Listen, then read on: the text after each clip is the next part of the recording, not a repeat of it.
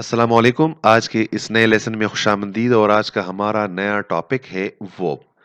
ये parts of speech series चल रहा है और इसमें वर्ब को आज हम डिस्कस करेंगे और कोशिश करेंगे कि आपको समझा सकें। और इसी तरह इसके साथ साथ काइंड्स ऑफ वर्ब, जो वर्ब के अकसाम हैं, ट्रांजिटिव, इंट्रांजिटिव और ऑक्सिलरी वर्ब को भी हम एक्सप्लोर करेंगे कि उसमें ये कौन कौन से हैं। और इसी तरह ऑक्सिलरी वर्ब, जिसको हेल्पिंग वर्ब भी कहा जाता है, उसके जो अकसाम हैं, यानी प्रिंसिपल, ऑक्सिलरी और मॉडल्स के बारे में बात करेंगे। अगर आप चैनल पे नए हैं तो चैनल को ज़रूर सब्सक्राइब कीजिए, साथ बेल आइकन को भी क्लिक करना ना भूलिए ताकि आप हासिल करें आसानी से मेरी वीडियोस को। आगे बढ़ते हैं टाइम ज़ाया किए बगैर। तो व्हाट इज वर्ब? वर्ब क्या चीज है? A word which denotes action or being of a subject. What a subject is or does. तो यहाँ पे दो चीजें काबिल गौर हैं, एक्शन और बीइंग और ऑफ अ सब्जेक्ट। और इस तरह अगर हम आसानी से कहें तो subject is a subject, what a subject is or does. वो लफ्ज है जो किसी काम या कैफियत को जाहिर करता है, या यूं कह लें कि वो लफ्ज है जो ये बताता है कि फिक्रे का सब्जेक्ट क्या है और क्या करता है। ठीक है। और वर्ब एक ऐसा लफ्ज है जिसके बगैर, यानी पार्ट ऑफ स्पीच है जिसके बगैर जुमला नामुकम्मल होता है।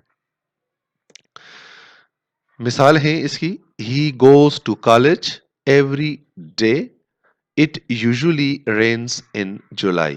तो इस दोनों जुमलों में हमारे पास गोस और रेन्स, ये जो है वर्ब है, ये वर्ब कहलाते हैं। इसी तरह अगर हम कोई और अल्फाज बोले, आई हेल्प्ड हिम, मैंने उसकी मदद की, तो हेल्प्ड जो है वो इसमें क्या होगा? वर्ब होगा। अगर हम देखो हेल्प को निकाल दे आई एम, तो इस जुमले का कोई माना ही नहीं बनता। इसी तरह हम इसी से it usually rains in July, तो अगर हम इसको रेन्स को निकाल लें तो जुमला से कोई मीनिंग नहीं बनता, यानी यूजुअली इन जुलाई। तो क्या है, जुलाई में अमूमन होती हैं, तो क्या होती हैं? बारिशें। इसी तरह he goes to college every day, अगर हम गोज को निकाल लें, he to college every day, तो वो कॉलेज जाता है। ठीक है, तो ये कैसे? अगर हम इसको गोज को निकाल दें तो फिर फिक्रा कब माना ही नहीं बनता, तो फिर वो क्या हो जाएगा? वो रोजाना कॉलेज है, तो उसका फिक्रा ही नहीं बनता वर्ब के बगैर। इसी तरह हम इसमें कुछ और एग्जांपल आपको दिखाते हैं कि she is a teacher, I am a doctor, you are intelligent, Ali was absent yesterday, the students were very happy, I have a new car, they had a lot of money। तो ये verb जो है positions को भी जाहिर करता है, तो इसी तरह ये जो they had a lot of money, तो ये यहाँ पे पोजीशन के लिए भी इस्तेमाल हुआ है। तो यहाँ पे इन फिक्रों में is, am, are, was, were, have and had जो है ये वर्ब कहलाते हैं। इसी तरह ये उसमें को फॉर्म्स हैं, वो इसी तरह उसमें बनते हैं कि प्रेजेंट टेंस में प्ले लिखा जाएगा, और इसी तरह अगर फास्ट यानी पुराने ज़माने की बात हम करते हैं, इसी तरह पास्ट पार्टिसिपल की में बात करते हैं, तो वो क्या होगा? प्लेड, यानी प्लेड का जो ये फॉर्म लगे, प्ले वाला फॉर्म, प्लेड, प्लेड। और इसी तरह अगर हम मौजूदा ज़माने में यानी प्रेजेंट पार्टिसिपल की बात करेंगे तो वो हम प्लेइंग लगाएंगे। इसी तरह वॉश, वॉश्ड लगाएंगे, और फिर इसी तरह वॉश्ड और washing, prove, proved, proved, proving. So ये इसके कुछ एग्जाम्पल हैं, आपको मैंने दिखाना था। Take, took, taken and taking. इसी तरह write, wrote, written, writing, forget, forgot, forgotten, forgetting, और सिट, सेट, सेट और सिटिंग। तो ये इसके कुछ फॉर्म्स हैं। इसी तरह अब हम काइंड्स पे बात करेंगे कि हमने इसमें क्या, कौन काइंड्स में क्या है, किस तरह है। तो पहला नंबर पे इसका है ट्रांजिटिव वर्ब। तो इसको अगर आप गौर से देखें A verb that requires an object after it to complete the sense of a sentence. ठीक है, तो इसका क्या होगा कि ऐसा वर्ब यानी एक ऐसा वर्ब जिसके बाद ऑब्जेक्ट लगाए बगैर फिक्रे का मफहूम मुकम्मल नहीं होता, वो क्या होता है, ट्रांजिटिव वर्ब कहलाते हैं। यानी उसमें ऑब्जेक्ट लगाना जरूरी होता है। मिसाल के तौर पर, I bought a book, they are eating mangoes, she closed the door. तो इसमें है bought, eating, closed and killed. ये वर्ब ये है कंप्लीट सेंस, बाट अ बुक। वो जो ऑब्जेक्ट है वो भी लाजिमी इसमें लगा होता है। अगर ऑब्जेक्ट इस किस्म के फिक्रों में ना लगाया जाए तो वो कंप्लीट सेंस नहीं देगा। इसी तरह इंट्रांजिटिव वर्ब, तो वो कौन से होते हैं? A verb that does not require an object after it to complete the sense of a sentence. She was sleeping. ठीक है? The hunter fired. He whipped. The the sun is shining. They jumped. ठीक है, तो इसमें क्या है? Sleeping, hunter, wept, shining and jumped. तो उसके बाद सब्जेक्ट की यहां पे कोई जरूरत नहीं है और फिक्रा मुकम्मल हो जाता है सब्जेक्ट के बगैर भी। इसी तरह लेकिन इसमें कुछ चीजें हैं। But if we add an object to an intransitive verb, generally preposition precedes the object। कहते हैं कि जब इंट्रांजिटिव वर्ब के बाद कोई ऑब्जेक्ट लगाया जाए तो ऑब्जेक्ट से पहले अमूमन प्रीपोजिशन को लगाएंगे। ठीक है, तो वो कौन से हैं? He wept at his loss, the sun is shining in the sky, they jumped into the river. ठीक है, इसी तरह मोस्ट एक और इसमें नोट करने वाली बात है कि most transitive verbs take a single object, but such transitive verb is, give, ask, offer, promise, tell, etc.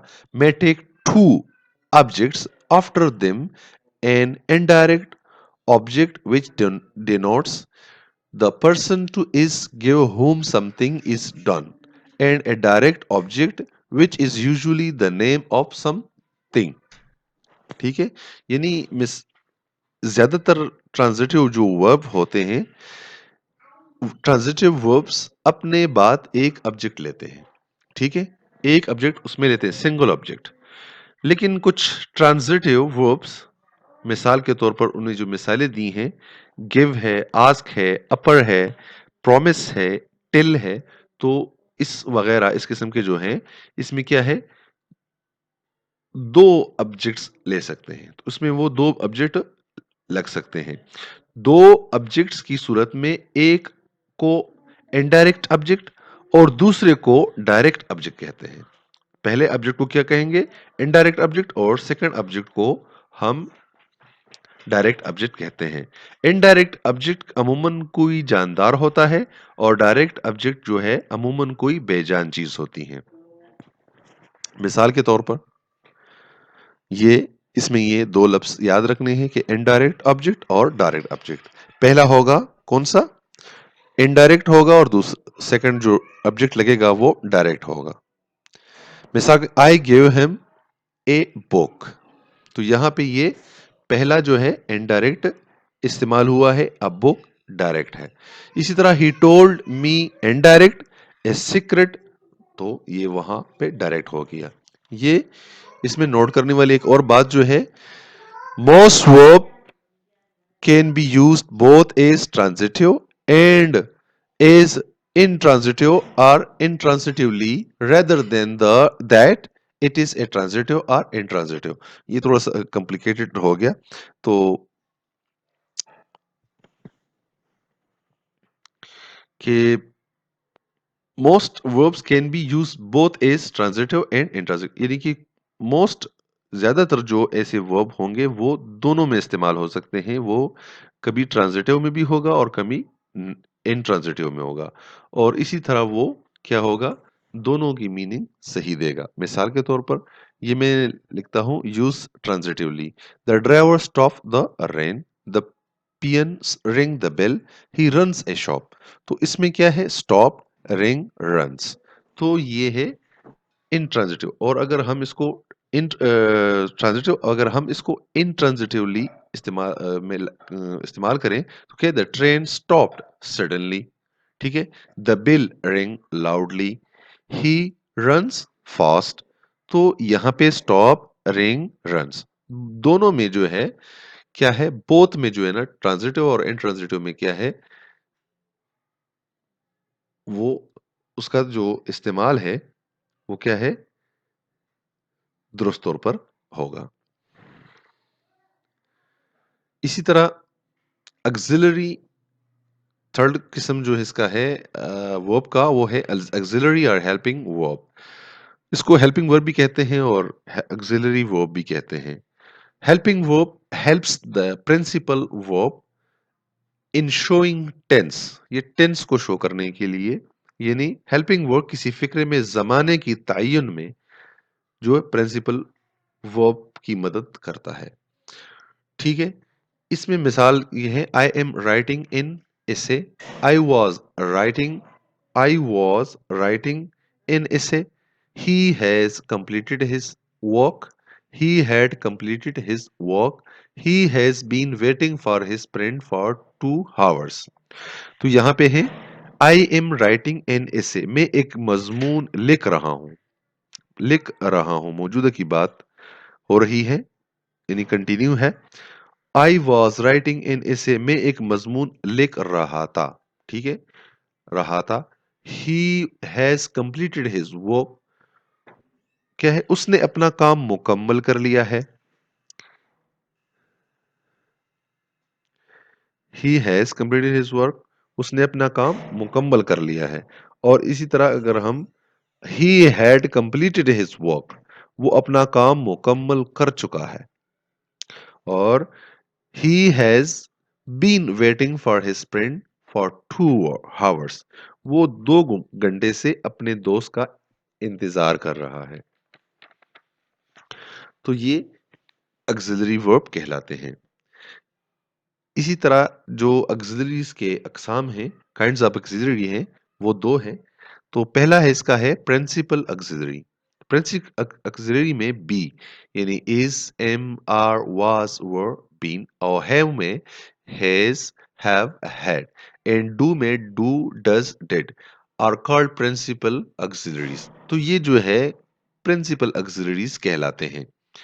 be میں is، am، are، was، were، been. have میں has، have، had. and do میں do، does، did میں did جو ہے وہ کہلاتے ہیں auxiliary verb. principal auxiliary verb کہلاتے ہیں. they can be used both as helping verbs and main verb. یہ دونوں طرح استعمال ہو سکتے ہیں. یعنی I am sorry تو یہ کیا ہے؟ main verb ہے. I am writing a letter helping verb ہے. اور he was ill yesterday تو یہ main verb ہے. اسی طرح اس کا سیکنڈ میں ہے modals. modals کیا ہے؟ will، shall، would، should، may، might، can، could and must are called modals. یہ جو الفاظ ہیں will، shall، would، should، may، might، can، could and must، یہ اس قسم کے جو verb ہیں اس کو modals کہتے ہیں. they can be used only as helping verb. اس کو صرف helping verb کے طور پر استعمال کیا جاتا ہے. they always take first form of verb after them. تو اس میں ہمیشہ first form of verb جو ہے نا وہ استعمال ہوگا. I shall help you. I shall help you. میں آپ کی مدد کروں گا. He will go abroad for higher studies. وہ کیا ہے؟ وہ اعلیٰ تعلیم کے لیے بیرونی ملک جائے گا. I would like to thank you. میں آپ کا شکریہ ادا کرنا پسند کروں گا. تو اس میں یہ shall، will، would جو ہے وہ ماڈلز کے طور پر استعمال ہوا ہے اور verb کی جو وہ کیا ہوگی؟ فرسٹ فارم ہوگی، پہلے پوزیشن ہوگی.